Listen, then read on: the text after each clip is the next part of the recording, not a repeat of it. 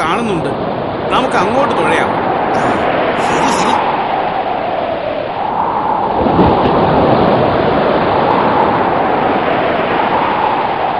അയ്യോ സാറേ, അതൊരു കപ്പലാ. വേലു, ദാ നോക്കൂ, ഒരു പച്ചപ്പ് കാണുന്നു. അതെ അതെ, അത് കര തന്നെ. ആ, അതെ സാറേ, അത് കര തന്നെയാ. ആ, ഊ, ഹോ.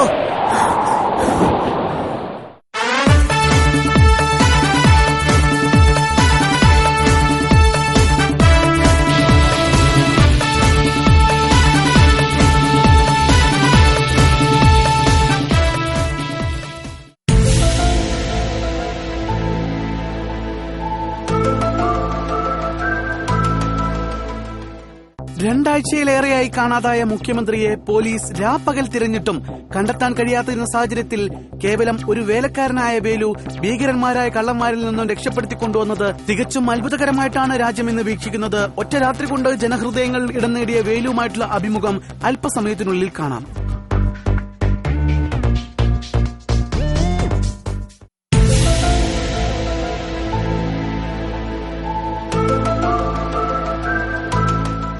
സാർ, താങ്കൾ എങ്ങനെയാണ് മുഖ്യമന്ത്രിയെ രക്ഷപ്പെടുത്തിയത്? വളരെ സാഹസികവും ബുദ്ധിപരവുമായിട്ട് നീങ്ങിയതുകൊണ്ട് മാത്രമാണ് എനിക്ക് മുഖ്യമന്ത്രിയെ രക്ഷപ്പെടുത്താൻ കഴിഞ്ഞത്. ഭീകരന്മാരുടെ കയ്യിൽ AK-47 പോലുള്ള തോക്കും മറ്റായുധങ്ങളും ഉണ്ടെന്ന് കേട്ടു. എന്ത് AK-47? അവരുടെ കയ്യിൽ AK-1500 വരെ ഉണ്ടായിരുന്നു. ഈ ദൗത്യത്തിൽ താങ്കൾക്ക് യാതൊരു ഭയവും ഉണ്ടായിരുന്നില്ലേ? ഭയമോ? എനിക്കോ? നമ്മളിതെത്ര കണ്ടതാ. നേരിടേണ്ടി വന്ന പ്രതിസന്ധികൾ ഒന്ന് വിവരിക്കാമോ? ഒരുപാടുണ്ടല്ലോ. അതിങ്ങനെ ഒരു ദിവസം കൊണ്ട് പറഞ്ഞാൽ തീരുന്നതല്ല. ഞാനിതിനെക്കുറിച്ച് ഒരു നോവൽ എഴുതുന്നുണ്ട്. ഒരു കോപ്പി നിങ്ങൾക്കും തരാം. എന്താ നിങ്ങളുടെ പേര്? സാർ, ഒന്ന് രണ്ട് കാര്യങ്ങൾ വിശദീകരിക്കാമോ? അതായത് എന്റെ ഓർമ്മ ശരിയാണെങ്കിൽ ആയുധങ്ങളൊന്നും ഇല്ലാതെ ഞാൻ ഭീകരന്മാരോട് ഇങ്ങനെ പോരാടുമ്പോൾ മുഖ്യമന്ത്രിയുടെ മുഖത്ത് കണ്ട അന്തം വിട്ട ഭാവം ഞാൻ ഇപ്പോഴും ഓർക്കുന്നു. താങ്കൾക്ക് കടലിൽ നിന്നുണ്ടായ അനുഭവങ്ങൾ എന്തൊക്കെയായിരുന്നു?